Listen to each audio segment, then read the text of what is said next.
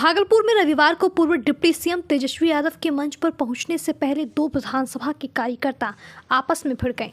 इस दौरान धक्का मुक्की भी हुई। दरअसल राजद का कार्यकर्ता दर्शन सह संवाद कार्यक्रम का आयोजन टाउन हॉल में किया गया था। कार्यकर्ताओं के बैठने की व्यवस्था विधानसभा के अनुसार की गई थी, यानी जिस कुर्सी पर जिस विधानसभा का नाम लिखा होगा वहां उसी क्षेत्र के कार्यकर्ता बैठेंगे। कुर्सी पर नाम ना रहने के कारण नाथनगर और गोपालपुर के कार्यकर्ता एक दूसरे की कुर्सियों पर बैठ गए। इसी को लेकर दोनों क्षेत्रों के कार्यकर्ता में विवाद हो गया। कार्यक्रम में हंगामे के कारण कार्यकर्ताओं से परिचय तक नहीं हो पाई। हंगामा को किसी तरह से वरीय नेताओं ने शांत कराया। तेजस्वी ने कार्यक्रम के दौरान जिलाध्यक्ष चंद्रशेखर यादव से 17 महीने के कार्यकाल की उपलब्धियां गिनाने के लिए कहा, लेकिन एक दो उपलब्धियां गिनाने के बाद वह चुप हो गए। इस पर तेजस्वी यादव हंसने लगे और गुस्सा भी किए। उन्होंने कहा कि जब हमारे कार्यकर्ता हमारी उपलब्धियों को नहीं जान रहे तो फिर लोगों को क्या बताएंगे। कार्यक्रम में मीडिया के प्रवेश पर रोक लगाया गया था।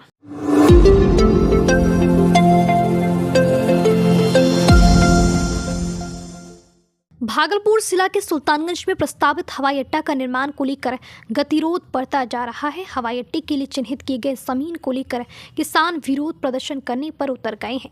किसानों ने सिंचित व उपजाऊ भूमि की बात कहकर जमीन देने से इनकार कर दिया है। कस्बा, सूजापुर, मंझली, मौजा और कमरगंज के किसानों ने हवाई अड्डा के लिए चिन्हित जमीन पर धरना प्रदर्शन किया।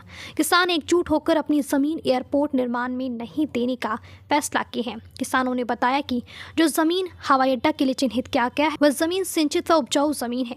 जमीन पर साल में 3 फसल धान, गेहूं और मूंग का पैदावार होता है। पूरे क्षेत्र में गंगा पंप नहर योजना से सिंचाई का व्यवस्था सरकार ने किया है। इसी जमीन से हम लोगों की रोजी रोटी निर्भर है। एक खेत नहीं जीवन यापन का साधन है। यदि ये जमीन हम लोग दे देंगे तो भूमिहीन के साथ भरण पोषण पर संकट उत्पन्न हो जाएगा। मांग क्या आप लोगों का? जमीन एयरपोर्ट में जा रहा है तो इसको लिए आप लोग क्या तैयारी किया? जमीन देंगे या नहीं देंगे? नहीं देंगे। क्यों? इसलिए कि एयरपोर्ट बनने से हम लोग गरीबी जो है वो दूर नहीं होगा, गरीबी और छालेगा। इसलिए कि सम्राट चौधरी जो है वो कम से कम तारापुर अपना रेंज में दे, यदि है उनके पास जमीन तो, और नहीं है तो गोराडी जाए। जमीन किसी भी हालत में नहीं देंगे। इससे हम लोग जीवित हैं, इसी से बाल बच्चा खाता है, इसी से हर काम होता है। जमीन अगर चल जाएगा तो सब भूखे मर जाएगा, कहाँ जाएगा, बेरोजगार हो जाएगा। तो सरकार तो मुआवजा देगा ना सर? मुआवजा नहीं चाहिए, हम लोग को जमीन चाहिए, खाने के लिए चाहिए। मुआवजा से पेट नहीं भरेगा। छूट गया। क्या मांग है आप लोगों? यहाँ एयरपोर्ट बनेगा, जमीन ले रहा है तो क्यों विरोध क्यों है? एयरपोर्ट के विरोध में है कि हम लोग किसान मर जाएंगे, रोजी रोटी यही है, दूसरा कोई उपाय नहीं है, जीने का कोई साधन नहीं है। अच्छा, हवाई अड्डा बनने से हम लोग जो है भूखे मर जाएंगे। तो क्या निर्णय आप लोगों का क्या है? हम लोग का है कि किसी भी हालत में जमीन नहीं देंगे एयरपोर्ट।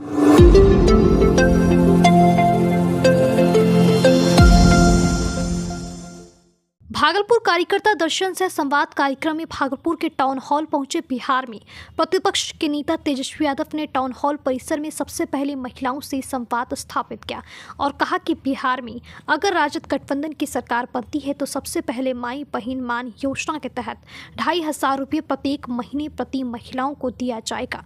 200 यूनिट तक बिजली माफ कर दी जाएगी। वृद्धा और विधवा दिव्यांग पेंशन 400 से बढ़कर 1,500 रुपये कर दिए जाएंगे।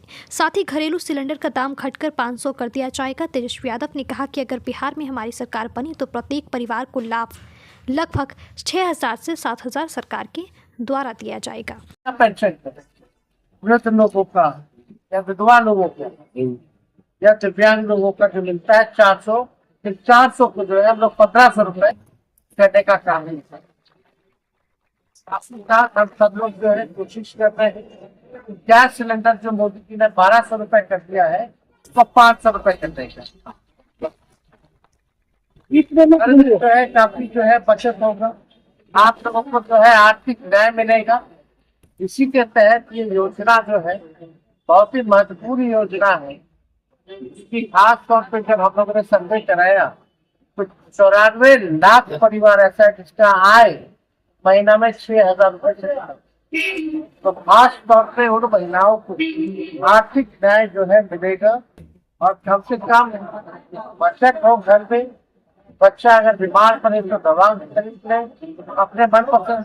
तो ये फ्री में बिजली हम लोग जो है हर घर को देने का काम करते हैं।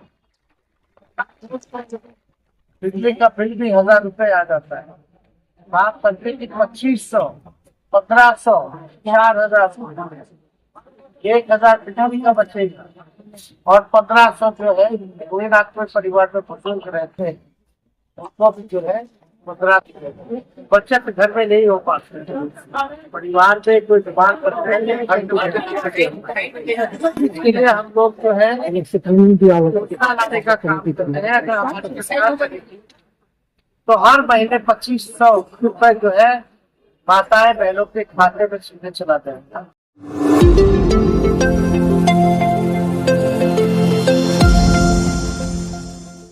रंगग्राम जन सांस्कृतिक मंच भागलपुर द्वारा कला केंद्र लाजपत पार्क में 3 दिवसीय 11वें भागलपुर रंग महोत्सव 2024 के दूसरे दिन का उद्घाटन संगीता तिवारी, डॉक्टर सुमन सोनी, पम्मी अम्वस्ट, अंजलि घोष, मिनी कुमारी, अनुपमा सिंह ने संयुक्त रूप से दीप प्रज्वलित कर किया। अब संस्कृति के खिलाफ रंग कर्म लोक कला एवं राष्ट्रीय एकता को समर्पित 11वीं प्रस्तुति का श्री गणेश असम के लोक परंपरा पर आधारित बिहू नृत्य से की गई। साथ ही साथ माउंट फार्वेस स्कूल के छात्राओं द्वारा सामूहिक नृत्य की प्रस्तुति की गई। वहीं रविवार को रंग महोत्सव के दूसरे दिन के कार्यक्रम में प्रांत 11 बजे से लोक नृत्य, शास्त्रीय नृत्य एवं मंजूषा चित्रकला प्रतियोगिता आयोजित की गई। साथ ही साथ शहर के विभिन्न चौक चौराहे, घंटाघर चौक, आदमपुर चौक, मनिक सरकार चौक एवं कोतवाली चौक पर नुक्कड़ नाटक की प्रस्तुति की गई। शाम की मंची कार्यक्रम के दौरान एक कैनवास की मौत, धर्म युद्ध एवं उंगली माल नाटक की प्रस्तुति की गई। इस मौके पर भागलपुर महोत्सव के सदस्यों के अलावा विभिन्न राज्यों से आए कलाकारों के साथ साथ सैकड़ों की संख्या में दर्शकगण उपस्थित थे। आज कला केंद्र के प्रांगण में अब संस्कृति के खिलाफ चल रहे रंगग्राम जन सांस्कृतिक मंच भागलपुर द्वारा 11वें रंग महोत्सव के दूसरे दिन 3 कार्यक्रम एक साथ चला। लोक नृत्य, शास्त्रीय नृत्य प्रतियोगिता, चित्रकला प्रतियोगिता और शहर के विभिन्न चौक चौराहों पर नुक्कड़ नाटक। और अब दूसरा सत्र शुरू हो चुका है कला केंद्र के मंच पे और लगातार लोक नृत्य और नाटकों का आनंद ले रहे हैं। आज मनोज मित्रा लिखित बंगला नाटक का हिंदी रूपांतरण पथ जमशेदपुर द्वारा मोहम्मद निजाम के निर्देशन में शुरू हो चुका है।